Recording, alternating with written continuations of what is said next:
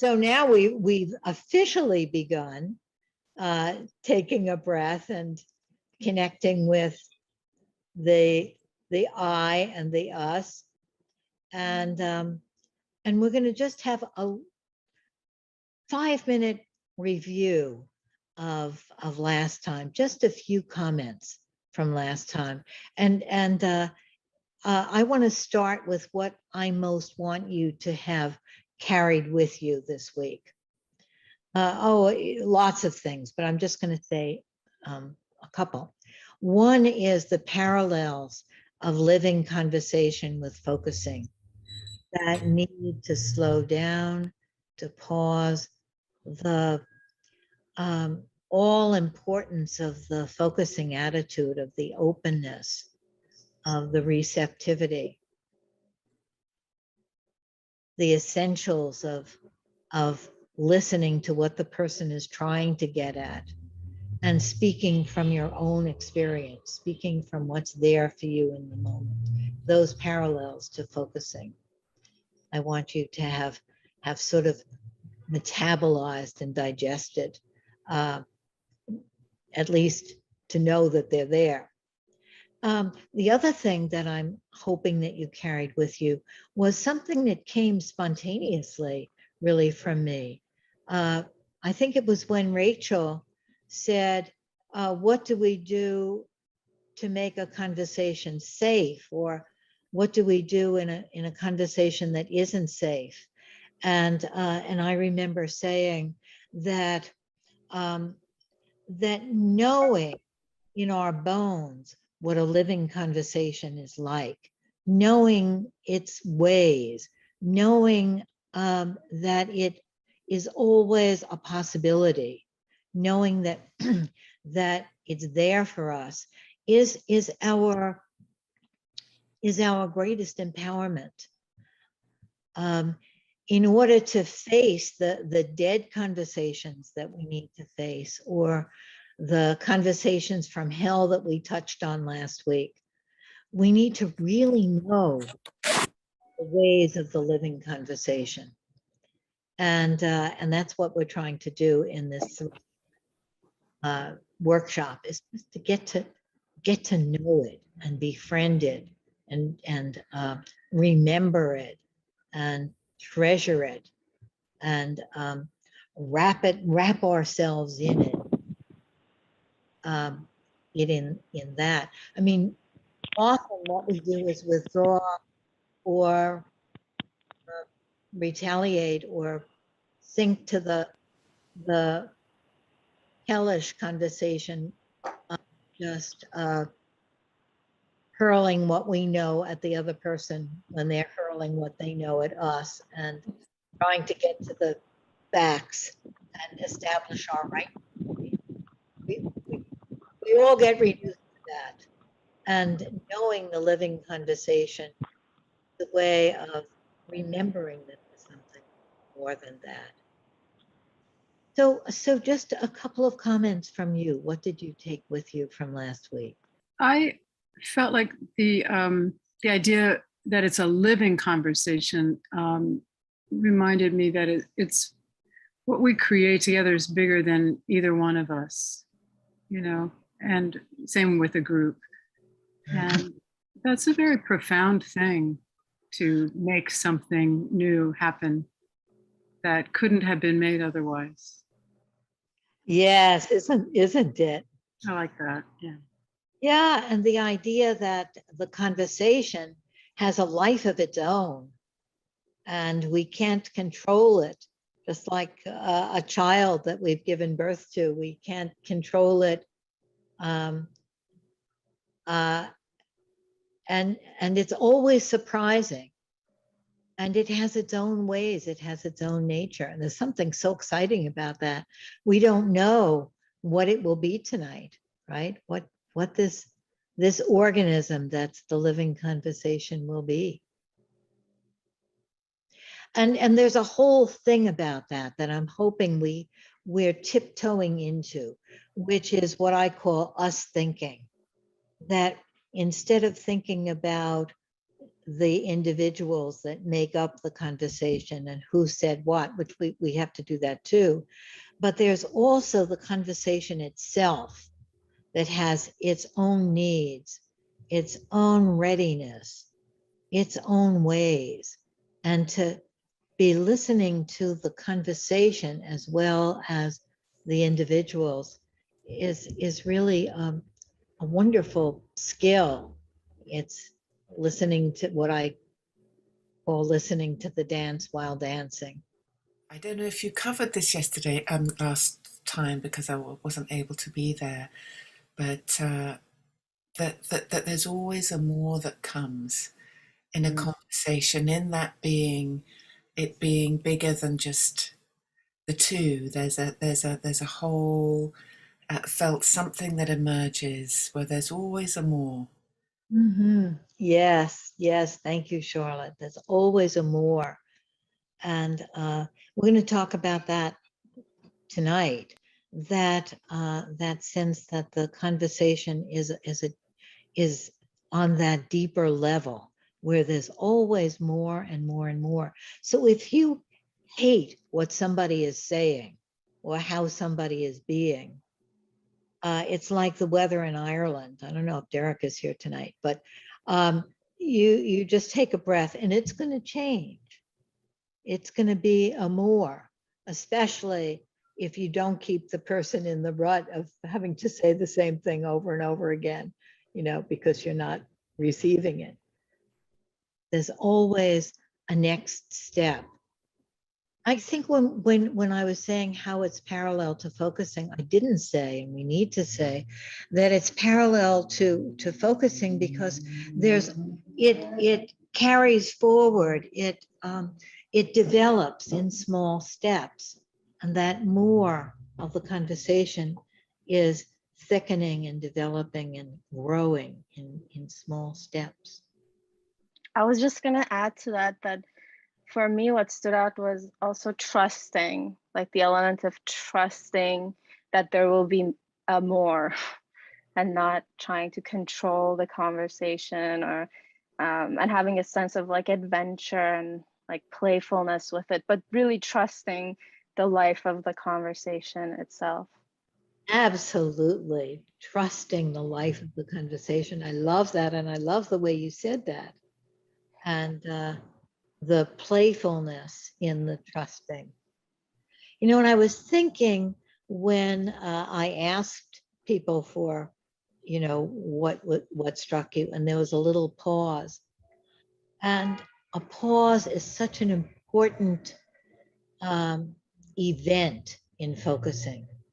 We need that pause so that we can go inside, which of course isn't inside, isn't separated from outside, but we can find ourselves and the next thing can come.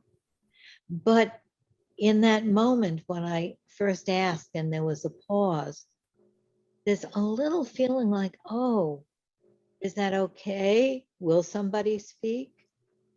And I think that the pause takes trust. And I was having a conversation about this with Steve. I don't know if he's here now, is he? He may be coming on in a bit. But we were talking about how a pause takes this faith that you're talking about here, that something will come. And many times we fill up the space because we're afraid to take the chance to let the pause do its work and have the next thing come. So sometimes people will say something in a conversation and then they are afraid to just let the silence be after they say it. So they say more and more and more. And then what they've said sort of gets buried in the words. And often that's a fear of that allowing and faith that it's working, that people are digesting what we've said, that people are there, that the thing is happening. So that gave me a good opportunity to remember to say that. I want to make a few remarks about conversation and the metaphors that can hold it. And then I'm going to invite you to focus on a particular conversation that you've had in your life or in the week or in whenever that was a living conversation. But first, I want to talk about some of the metaphors for conversation. One of them is that a living conversation is a practice, like we talk about a spiritual practice or any kind of practice. A practice is something that you don't do for the conclusion of it, but for the experience of it. It's process oriented when we meditate or the practice of singing a song together or chanting. We don't do it to get it done or to get a result. We do want to get better at it, but we do it as a way of entering into it. So we want to think about a living conversation as a practice, and there's something sacred about a practice, that we're intending to be in it, to give ourselves to it. There's a kind of surrender to it. The second metaphor is that a conversation is like a game. And of course, that's sort of dangerous to say because people will say, oh, you're game playing. But I'm thinking of the kind of game, even like, I know nothing about these things, but maybe like basketball or something like that. Except that it isn't a game. It's not like basketball because it isn't a game that there's a winning and losing, but there's a kind of play that has its own rules that make it work better. And to enter into it and to play that, we need to know something about how it works, about how those rules go. And I sent you in the handout this little thing about the rules of the game. And I said, you know, some people are really like Jim, is allergic to being told there's a right way or a wrong way. And if you're one of those people, don't think of it as the rules of the game. That metaphor isn't going to work for you. But if you're the kind of person that wants to know, well, how do I navigate this thing to make the most of it? What's entailed with getting a ball into a basket or something like that? What do I do with my body there? Then that metaphor can be useful for you. Of course, metaphors are that way of entering into the implicit realm, the deeper realm, because a metaphor is always so much more than the little example. It never quite fits, but it gives us something, and that something that it gives us can carry us into the feel of something. So the third metaphor fits right in there, is that a living conversation is going to a level. And we think of going to the deeper level. And people will say, oh, the level of that conversation was really superficial. You know, when we think in those terms of higher and lower and spatial terms. And focusing is the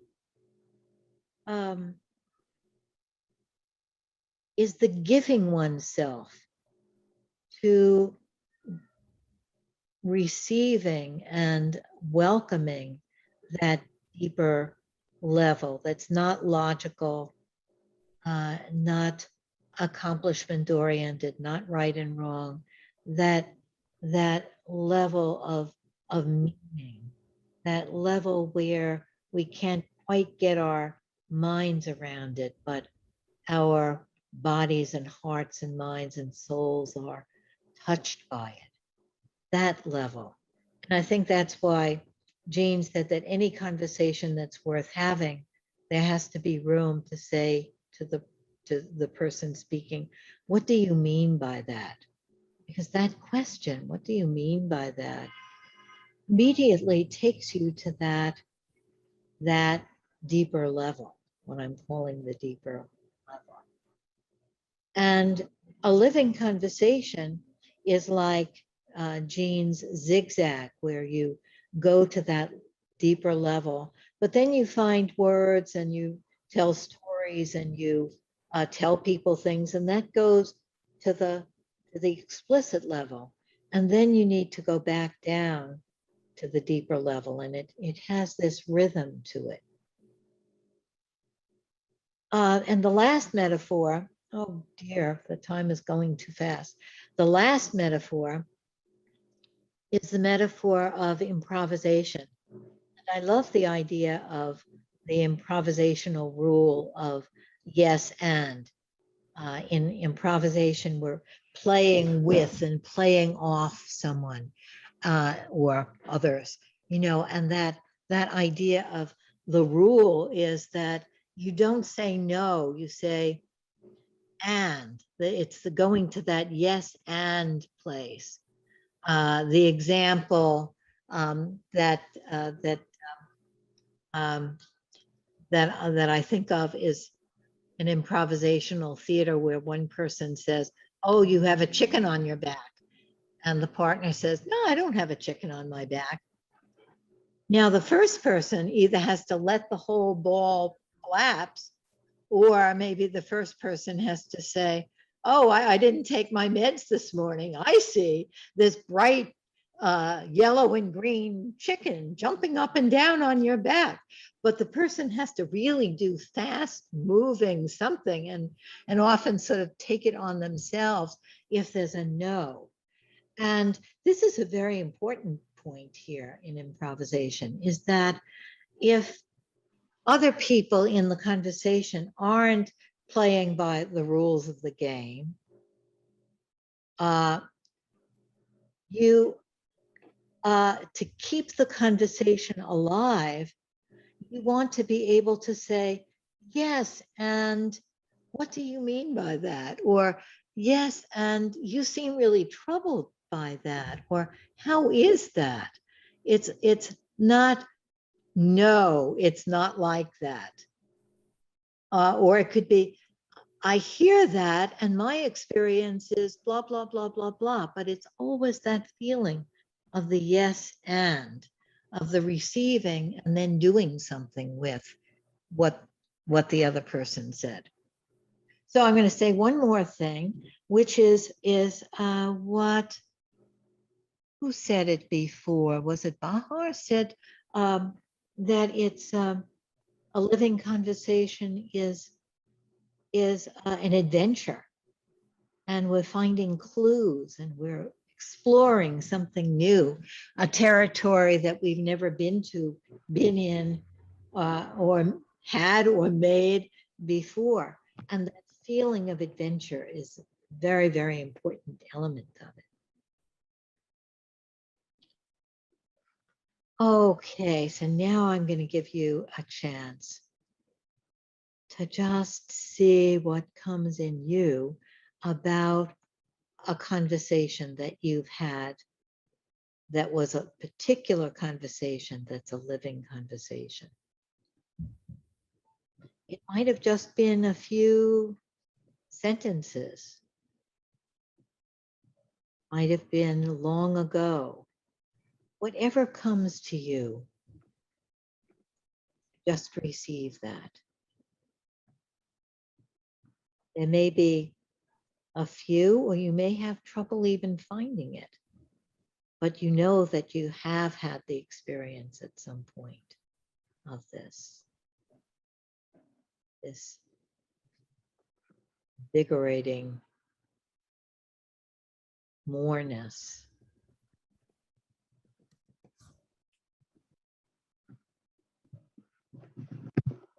When you find that, give it a name. The conversation with so-and-so, or the conversation on the street corner, or the one time my boyfriend listened to me, or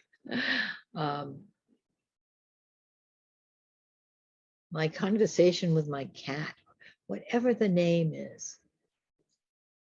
And you might want to jot that down.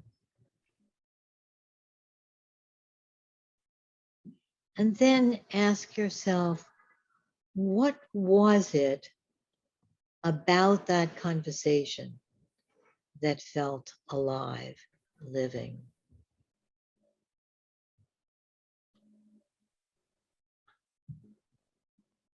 What were the qualities? If you can get yourself really in that, what was the felt sense of it? What was it like?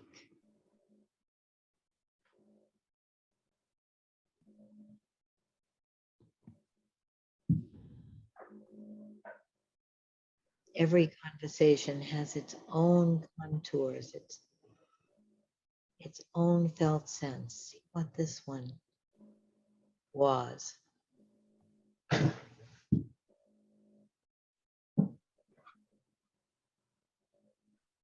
And what made it like that? How did that happen? Gadamer says we fall into conversation, we don't conduct it. How did we fall into that conversation?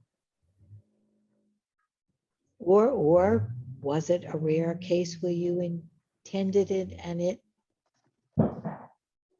it came as you wanted it to?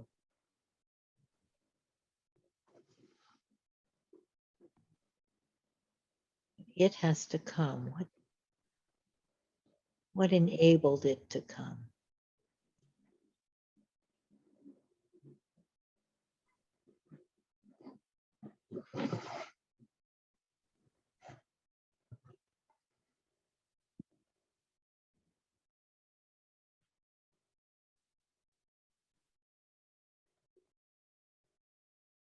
Just put your hands up if you're ready.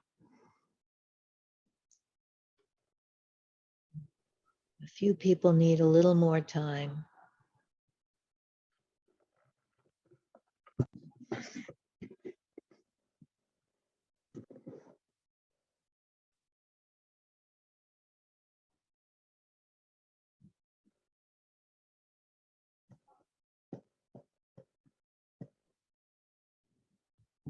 Okay, would anybody like to share not the content of the conversation, but the name of it, or what made it alive, or what the ingredients were?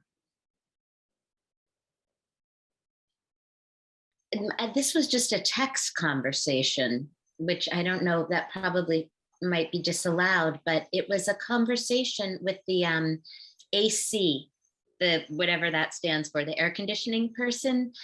And it had that nature of like falling in, but not falling in, but sort of, when you say what came, Lynn, when you were speaking, was just a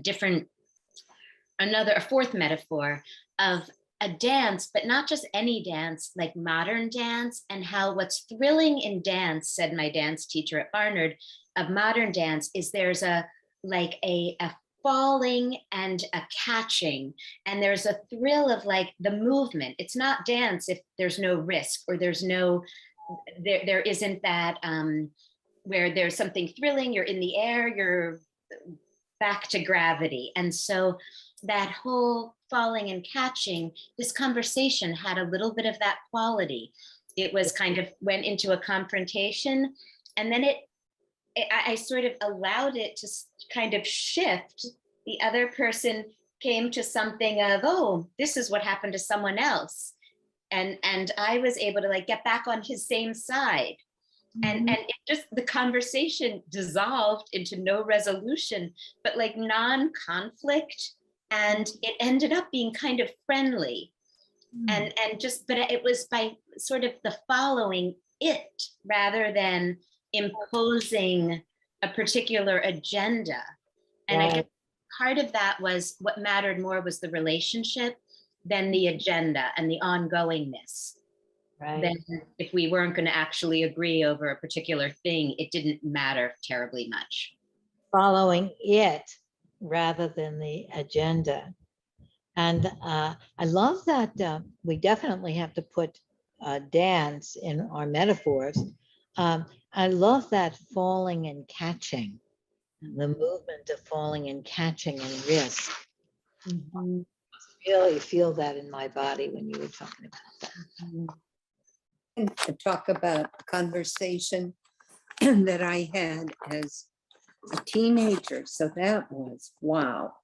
That was a very long time, 60 some years ago. And I remember, I cannot remember the subject matter. I remember the weather. It was at night. It was at a boarding school where I think I probably was very homesick and quite miserable. But I remember a big bright moon and scudding clouds. It was October, you know, that sort of exciting, exhilarating feel. And it was with my roommate who I was coming to know.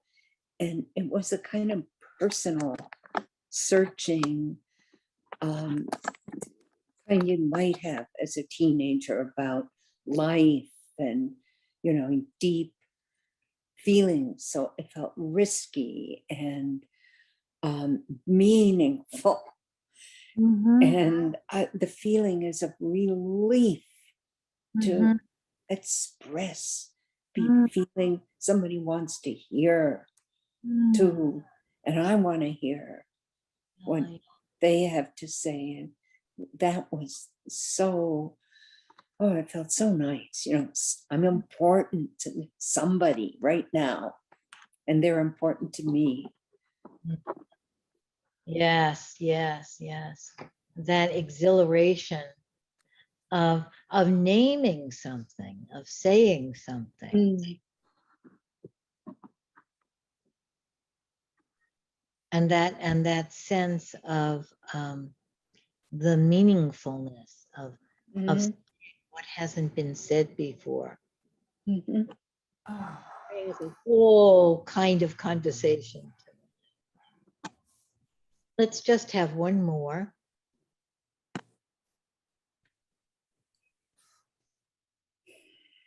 Or we can have more than one more.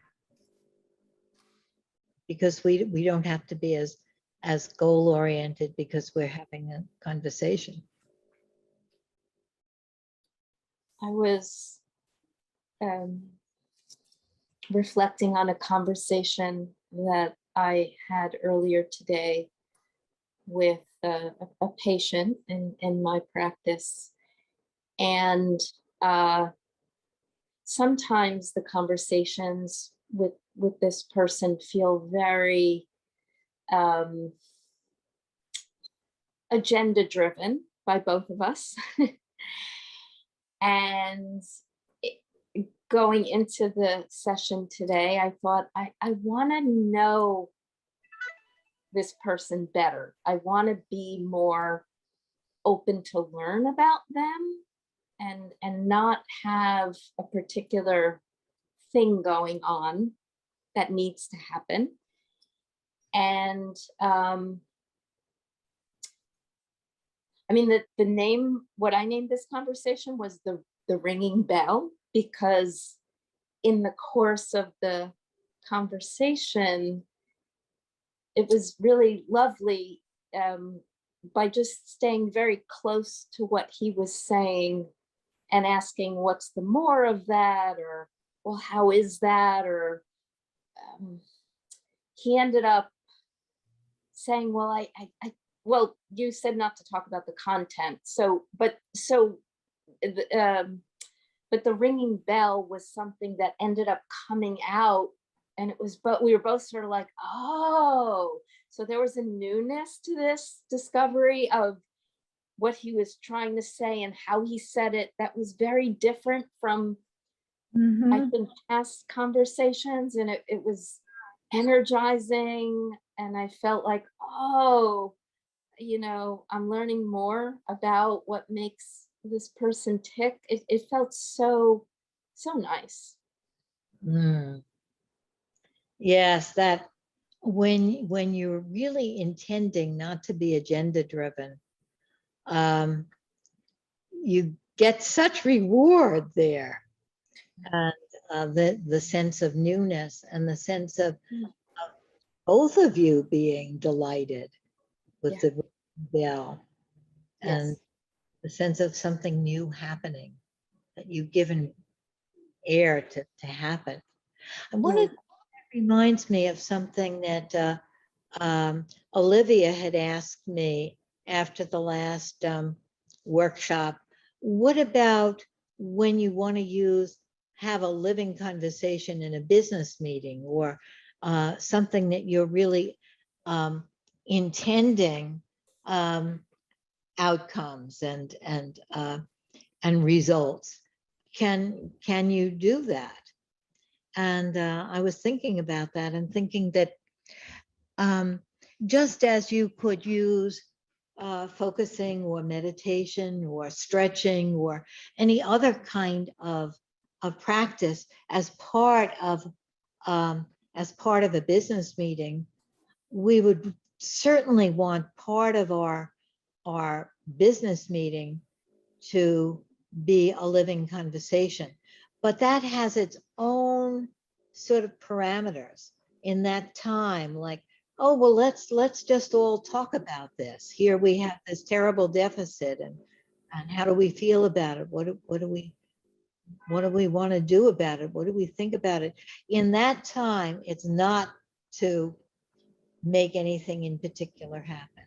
So I think that that a living conversation has to be embedded in something um, larger that is more goal driven, but be sort of protected from, if we want that to happen, that kind of play to happen, protected from the the drivenness of agenda.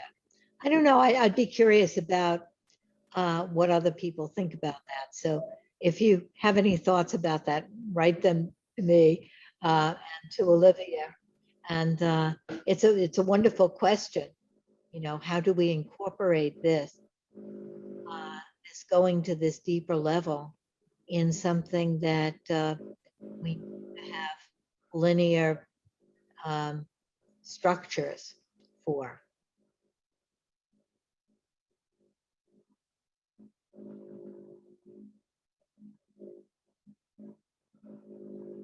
Okay, I'm hoping that we, all sort of have touched base with the experience of a particular living conversation, and and all of your conversations will have a different feel to them, but that there'll be one that you have as a kind of reference.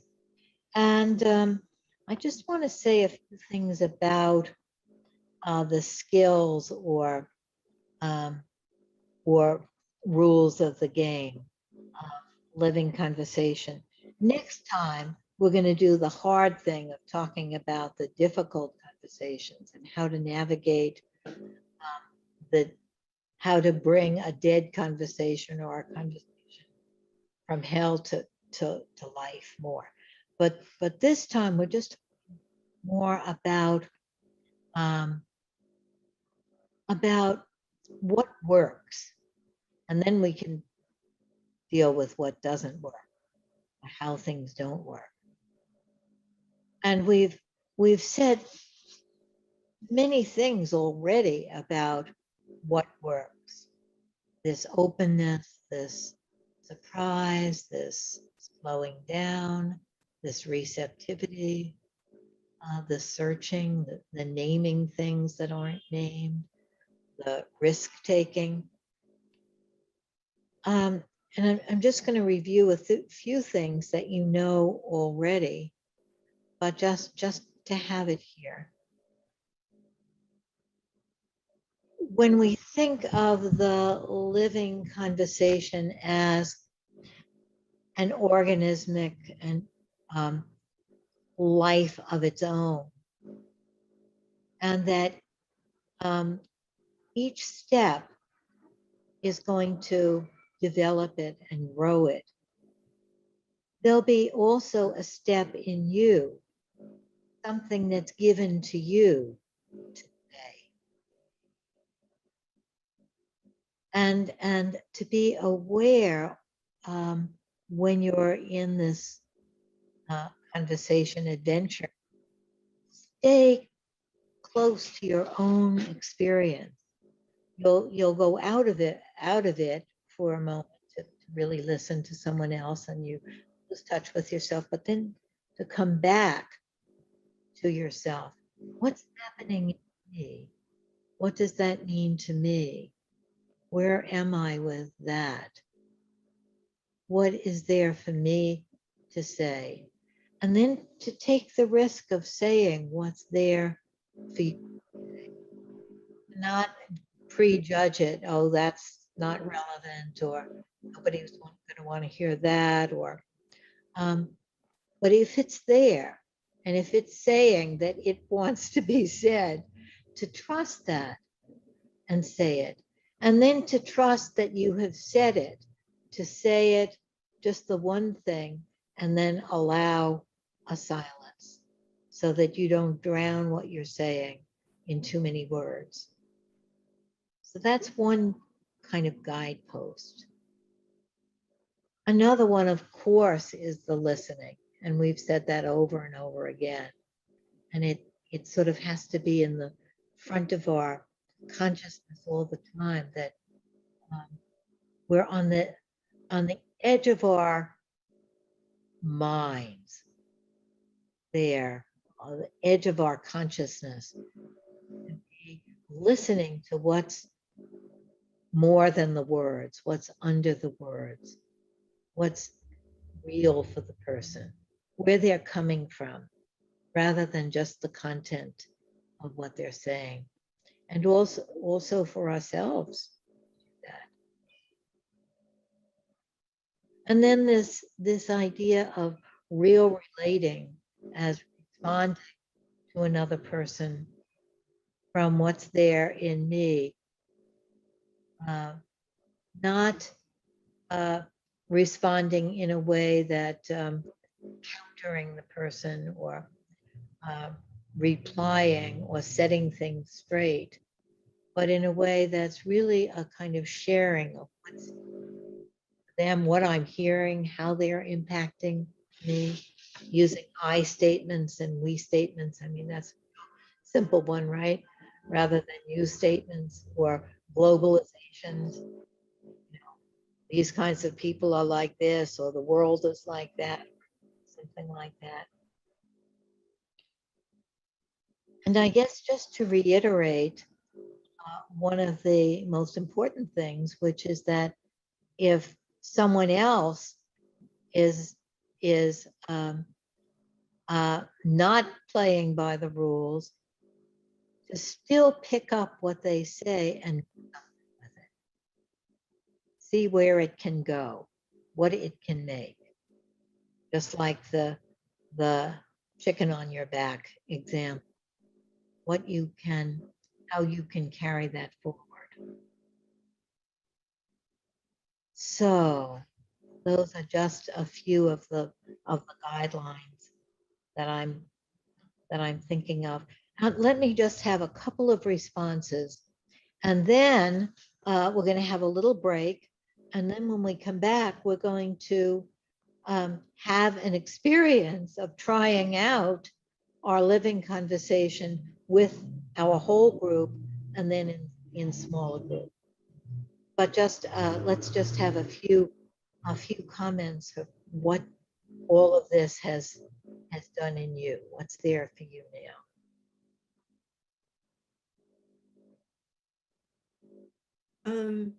Lynn, this is Laura. that last point that you made about if the other person isn't playing by the rules, that you could still do the yes and that you could see if you can carry it forward. And I was wondering if that's like, if you're saying something and somebody else goes on a completely different branch. Uh-huh. Yeah. There's something in me that wants, like, yeah, I can support your branch, but I'm losing myself. Like, is there a way in which the yes and kind of circles back and picks up? Absolutely. Yeah, what a wonderful point that is. If that, if I say something and then somebody says a different branch, then I can respond and say, I get that you're saying that, and I'm not quite finished with what I was saying here. We have two things now, right? To always make room for yourself, to always listen to yourself, because you're also yes ending of yourself, but it doesn't have to negate the other person. Of course, all of these things are much easier said than done, right?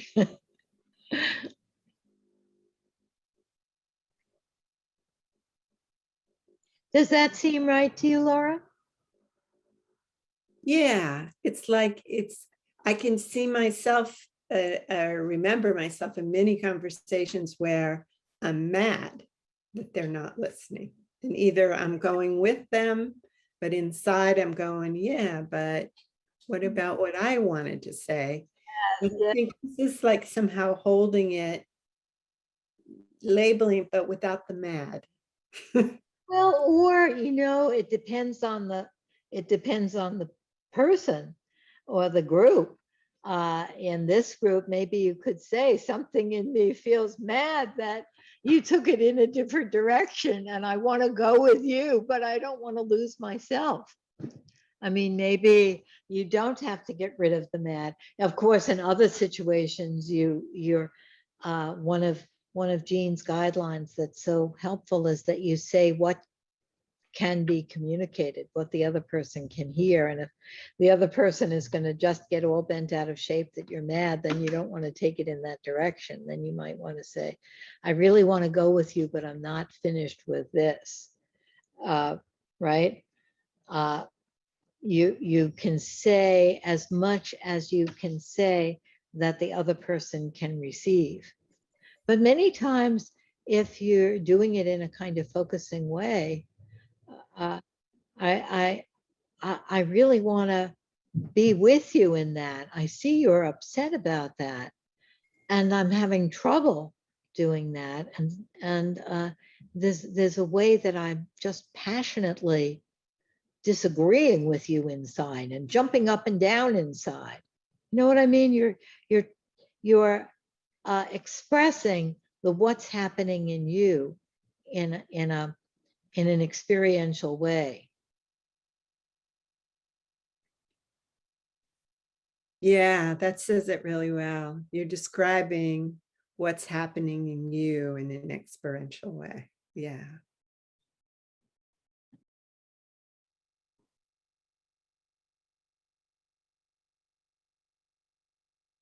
Hi, this is Jane.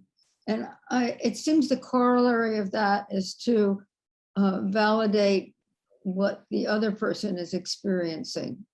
Absolutely. Instead of saying, oh, you'll be okay, saying, of course you feel that way, which is what I have done, what I did in the conversation you asked us to think about. And it opened up a whole feeling, experience between us. Yes. Yeah. Yes. It's so instinctive to tell people not to feel the way they feel, and to tell them to feel a different way. And that's sort of the no and rather than the yes and, right? But to say, yes, I see you feel, somebody says, oh, I feel like a worthless piece of shit and I don't even want to go on. And, my instinct is to say, how can you say that? You're not a worthless piece of shit. You're a wonderful person or something. But the yes and is to say, wow, that's a difficult feeling to feel that. Mm. Of course you don't want to go on if you feel that, or something. It's the validating. Um, it doesn't mean that you have to not say that you disagree. You can say, I don't feel that way, but I know you feel that way. And Gene was wonderful about always ending the sentence on what the other person feels. He would say, well, I, that isn't the way I look at it, but you feel blah, blah, blah. So he's making a space for his own feeling, but then going back to validating the other person. Yeah, I was also thinking if someone's going through a really difficult situation, objectively difficult life change or something, and they just feel they can't manage it, to validate that it's a really hard thing you're doing. Absolutely. Of course you feel that way. Right. Absolutely. The validation is a big part of the yes and. Yeah. So let's take a breath together.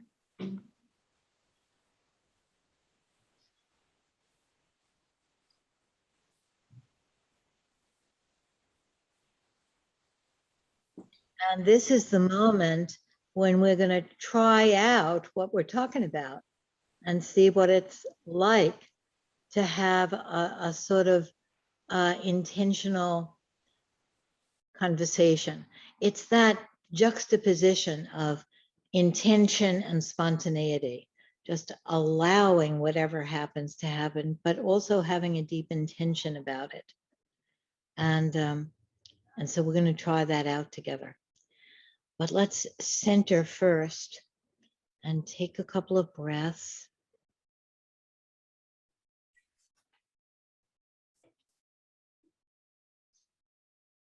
And let go into this dimension of the larger, the deeper conversation, the adventure, the place that's under the words and between the words and above the words. Maybe by breathing, by letting go of your body and letting your body go, letting your body be held by the chair.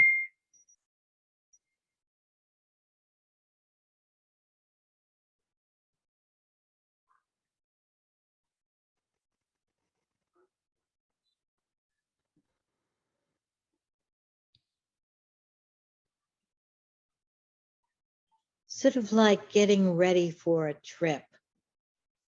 We don't know where we're going to be going or what that's going to be doing, but we're ready. We're ready for that.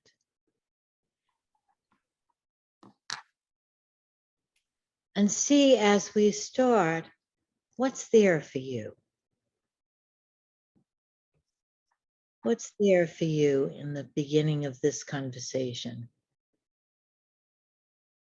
And that takes a minute. What's there?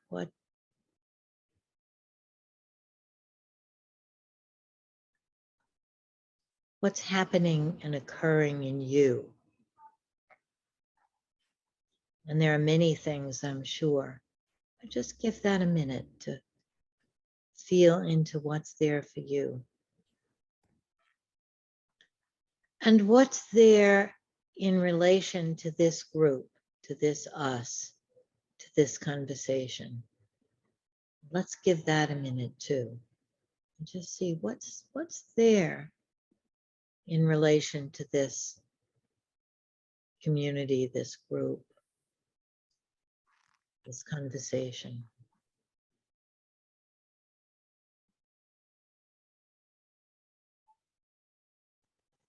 What wants to be said? I love that phrasing. I think that's a Jean phrase. What wants to be said? Or what wants to be heard also?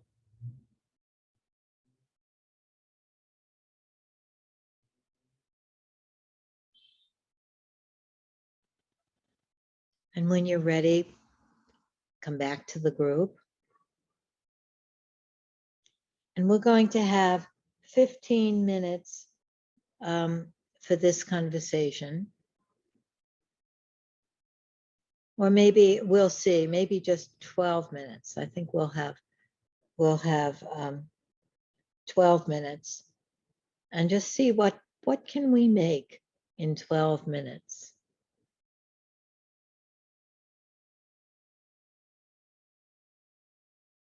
And now the floor is open for anyone to say anything that's there for you from your experience, whatever is there right now.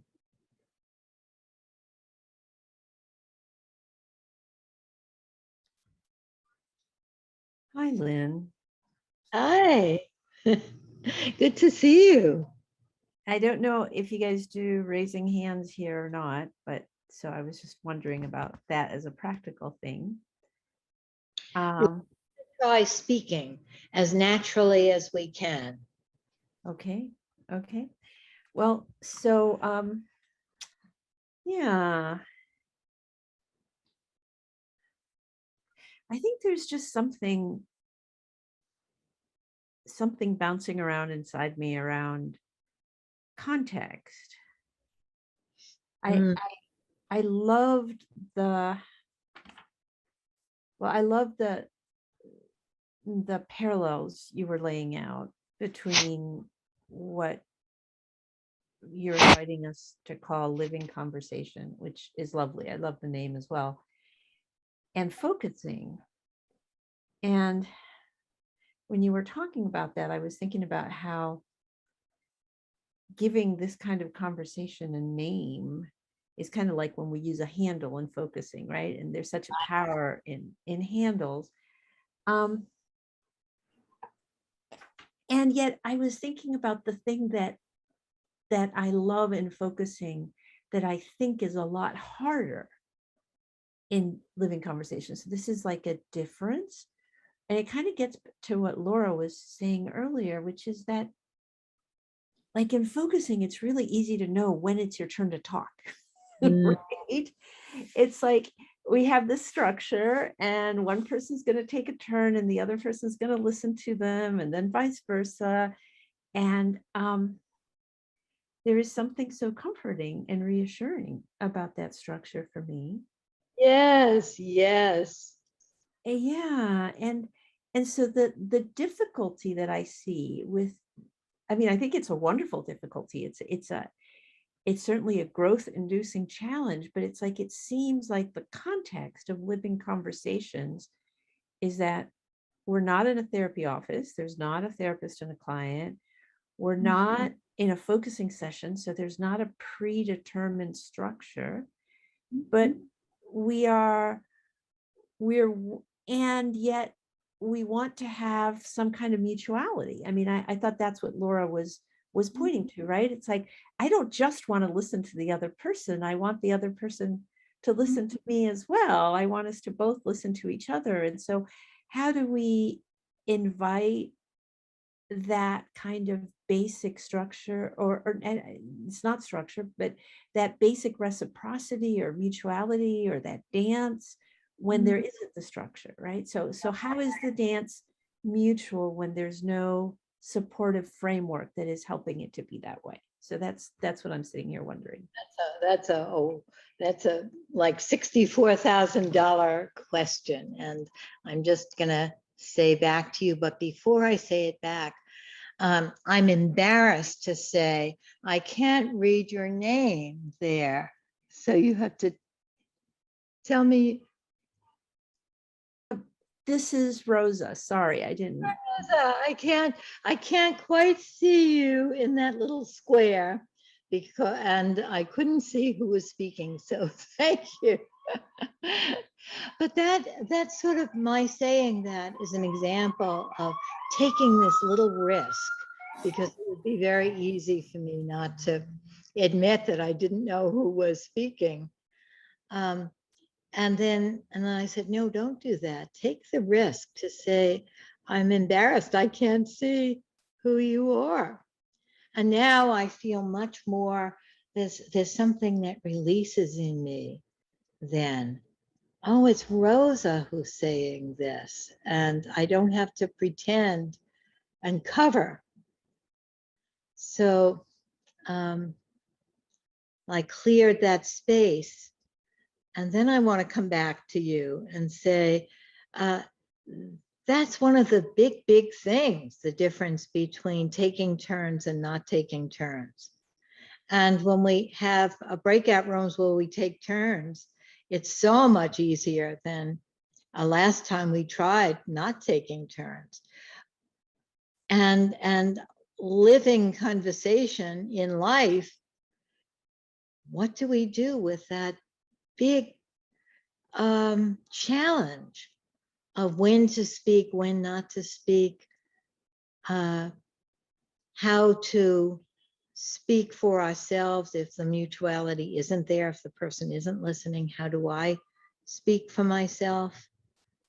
Let's just see what's there for other people about that.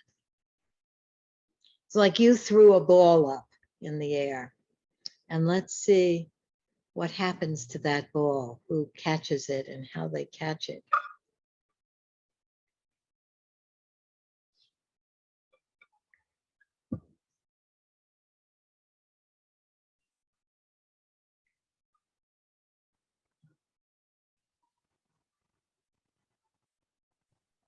This is Ginevra. I'll bounce the ball back at somebody else, I guess. Try to do something with the ball that's in the air. Name. My name is Ginevra. Ginevra, yes. Yeah. Yeah, I don't know if this is so I guess I'm taking this perhaps in a little bit of a different direction from Rosa. But what made me think of this was somebody talking about a conversation from like college and remembering what it felt like to be that age and kind of have all this curiosity and hope and excitement and be able to sort of like leap into these interactions with all the people I was meeting. And how different I feel now, reflecting on how I feel now, where I often kind of avoid getting into situations where I'll have to talk to people because I have such an abundance of experience of not being met in the way that feels good to me to be met, and such an abundance of experience of not being particularly interested in the ways that people are engaging or the topics they're engaging in. And yet, like somewhere in me, and I'm guessing in most of the people who are here, which is why we're here, is this like longing for that kind of conversation that's more like a dance or a, you know, like birds or animals kind of playing. And one of the things that I too have found in focusing partnerships is this environment where it feels at least safe to open up to myself and to my process in the moment without feeling like I'll be either invaded, misunderstood, whatever, interrupted. And then I can be present for another person without being worried or so I guess I'm sort of echoing Rose's question, or maybe expanding it, that, you know, I think part of what is challenging about living conversations is this conditioning to not really trust that they're going to happen. Yeah. Yes, it's a big leap, right? A big leap of faith. And I'm also struck by your longing to be met. That I think so many of us have a longing to be met and a fear of not being met. And then what do you do if you aren't met? You know, if there isn't that mutuality, or if there isn't that in you that can be really interested in what the other person is saying or the other people are saying. I go home and watch TV.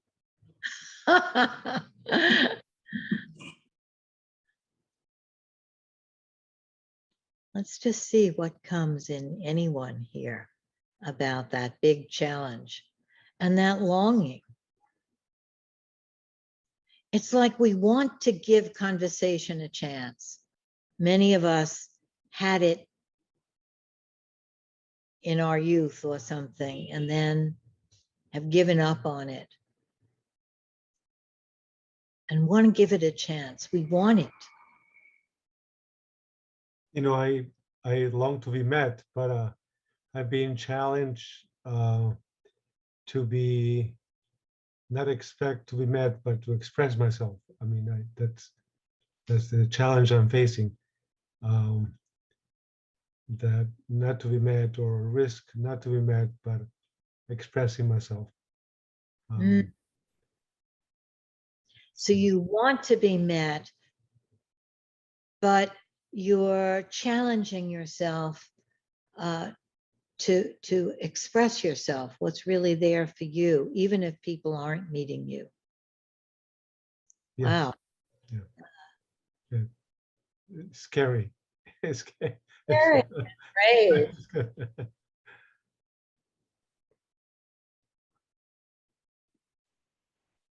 In a way, I feel delighted to hear that, oh, I'm not alone.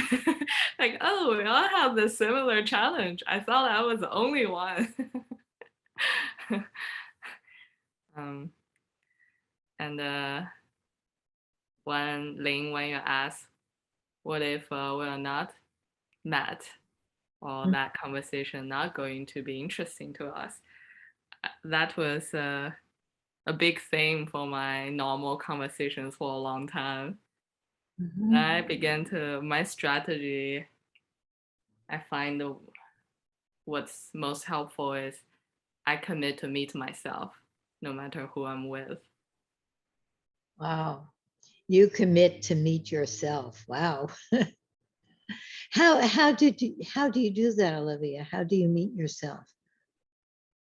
It's in a way like focusing give me that foundation, and meditation. It's a moment by moment where I notice, oh, I'm so out there for them. I abandon myself, that I just return, the sense of returning, keep returning.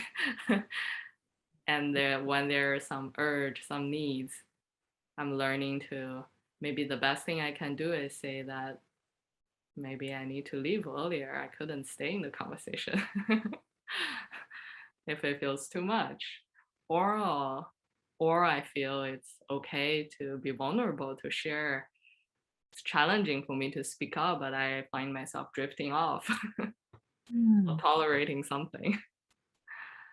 So you're challenging yourself to speak up and say that you're drifting off, or that you need something, or that something isn't right for you, or that you're wishing for something.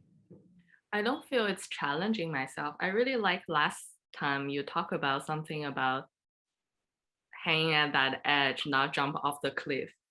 So there was a period I was practicing speaking up, meeting my needs by voicing it, but I find myself kind of jump off the cliff. That is actually, if the other person couldn't meet me, that feels worse. So I began to learn how I don't challenge myself. I don't jump off the cliff.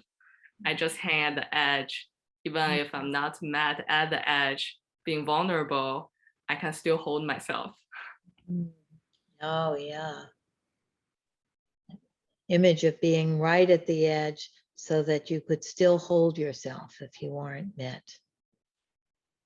Oh, I love that. That's one of my analogy, my favorite analogy about dancing.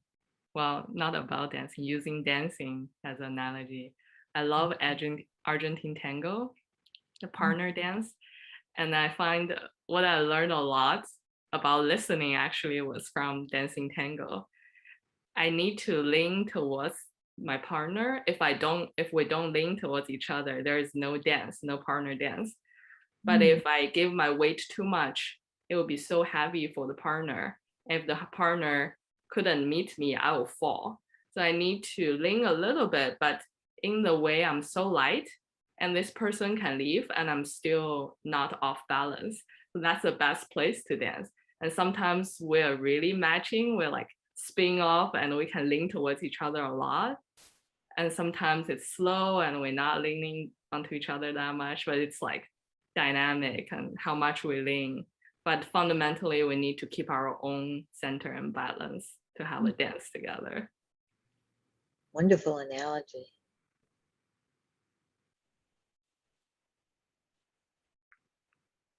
Yeah, that's what I will say for now.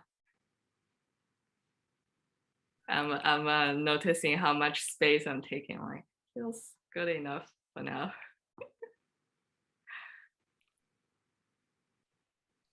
What comes for me in hearing about the finding the center and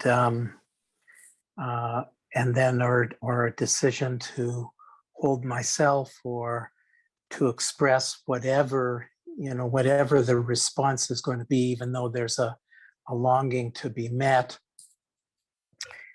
What comes is a memory for me of a difficult conversation, highly difficult conversation many years ago with a family member, and knowing that my inclination was wanting to be heard or met, and also convincing in some kind of way. And I found, I expected that would happen, and I expected that I needed to speak anyway. And so that one of the things that happened for me as I was preparing for the talk was that I imagined or I invoked a sense of my larger self, or the word that I was using at that point was spirit. And so that as I was talking directly to this person was really important to me about this really important thing, it was as if he was listening in.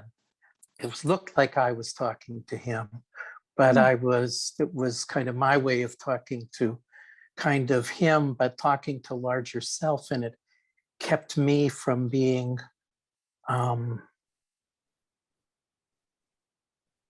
attacking, convincing, those kinds of things that would create that kind of energy from which, and there was no need for the person to get defensive. He didn't do what I wished he would, but we got closer. So, and so there's that, and then there's this other thing, I think, in terms of taking a chance, sort of, if necessary, is that there can be that experience of hurt. And so I think having some kinds of hurt and disappointment. So I think that there can be some, I speak for myself, there's a need for some kind of processes for being there for the hurt one inside, so that both of those take the listener or the person we're trying to dialogue with off the hook. So Yes, yes, I'll both park it there. about Yeah. taking the other off the hook by speaking to the larger and also, by meeting your own vulnerable little one. Mhm. Mhm. Yeah. There's Thank you. something instinctive often wants to put the other person on the hook. And living conversation usually doesn't happen so well with people hanging from hooks. But then how do we be genuine and not have the other person hanging from a hook? Let's just see if there's a moment, and then anyone who is moved to speak, sort of like a Quaker meeting, just speak.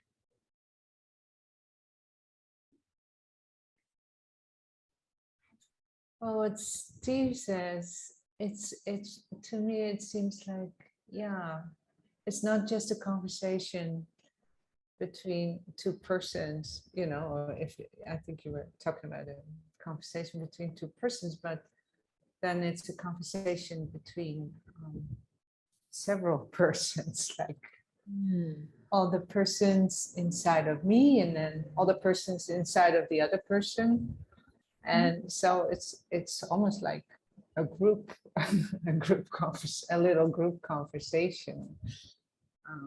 Yeah, and then to be present with each of all these persons and listen to each of all these persons. It's quite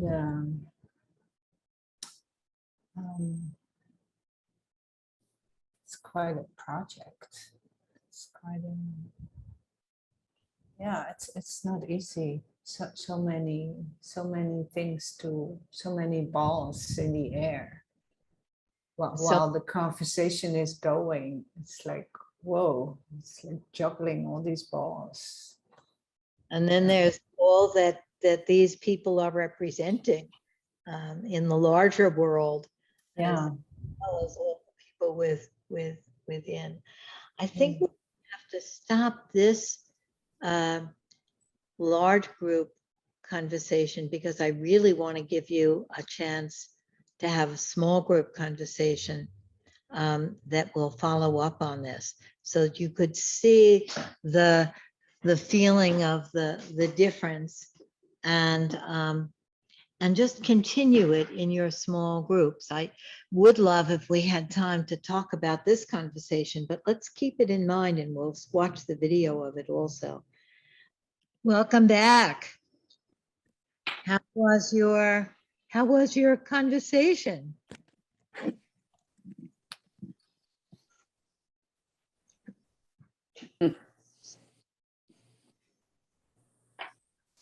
I wish I could have been there for each of your conversations to hear it.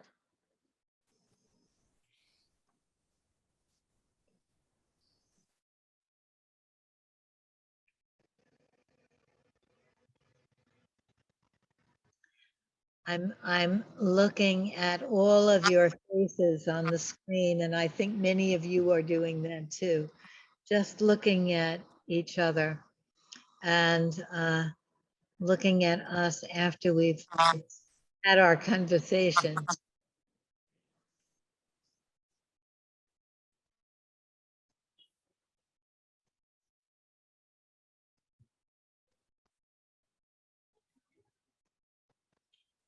Rosie, you're lit up. You look like you're going to say something. And just turn the air conditioner off. I'm not listening. Yeah, it was very sweet to continue the threads that had been started to be explored in the larger circle. And it felt really good to be able to do that in a smaller group and kind of go deeper with it. Yeah, that was very sweet and meaningful.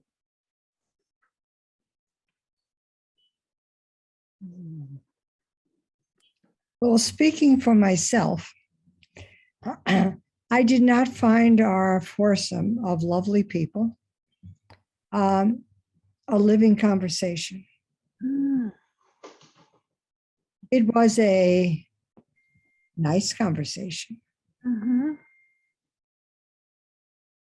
And that makes me wonder something about the words magic and grace and a happening that despite intentionality, something larger and mysterious is sort of like falling in love. Yes. It happens, and you're swept into it. And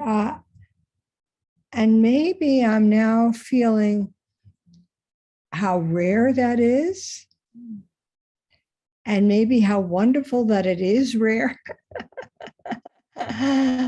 because it's precious. Yeah, yeah. I have to say. Yes. How does it feel to say that?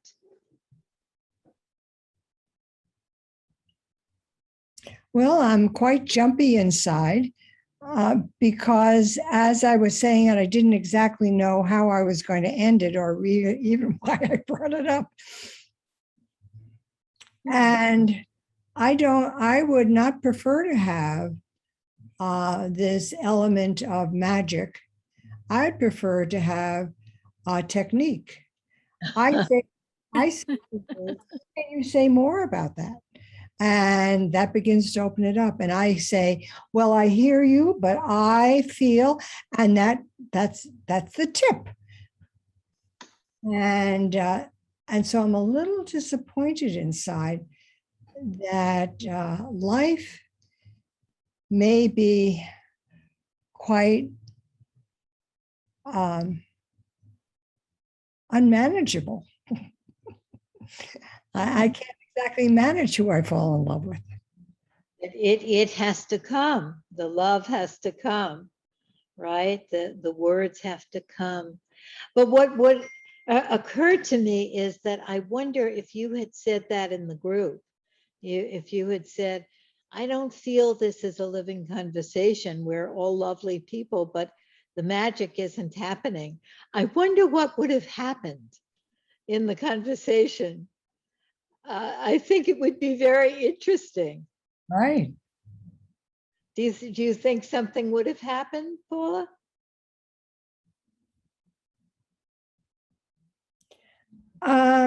There's also an element of time. And I'm just thinking of the word intimacy and trust. And I don't know, I knew one person there, but I don't know what would have happened if I said the magic.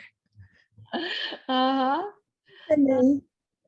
think where I'm coming from in that is that often when that it is magic and it has to come and we can't control it. And sometimes when we say what's happening in us in the moment, take a risk. It's what I call talking about you and me. And it could be talking about you and me to an individual or to a group. You know, I don't feel the magic happening in our group right now. There's something so intimate about talking about you and me that tends to be like a genie that calls the magic forth in some kind of way. And it's something that happens very rarely in our culture. People don't talk about you and me. They avoid it like the plague. And it's only when people are in love that they talk about you and me, right? Or maybe I'm exaggerating, but it's a very rare thing. And because it's rare, there's something very, not maybe because it's rare, because it's so intimate. I don't know why it is, but something very exciting immediately. So when you started saying, well, it didn't happen in my group, I felt excited. Like, oh, that's something to say.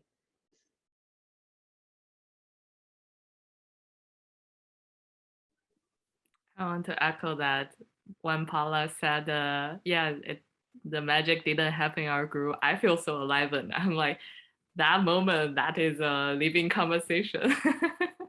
Yes, that's right. That was the living conversation. So I'm going to give you homework tonight. The homework is to watch the video of this session, if you can find the time to do that, and to write a couple of sentences, focus on what was the moment in the large group and the small group that did feel most alive. You know, what was the moment that there were possibilities or a thread? The conversation that's the living conversation is the conversation that goes to that deeper level, that implicit level.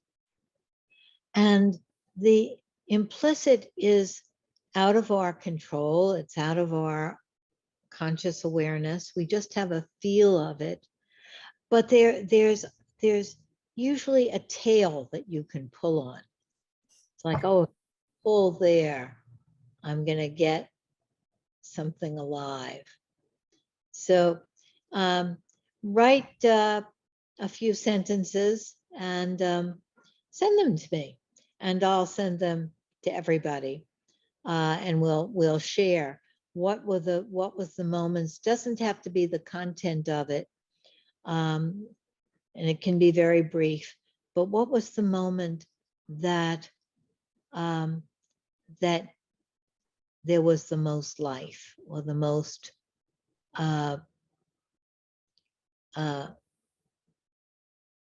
felt sense, or the most, well, let's leave it at that. And I'll see you all next week. And if you want to participate in the Community Empowerment Project, or you want more information about it, write to me about that.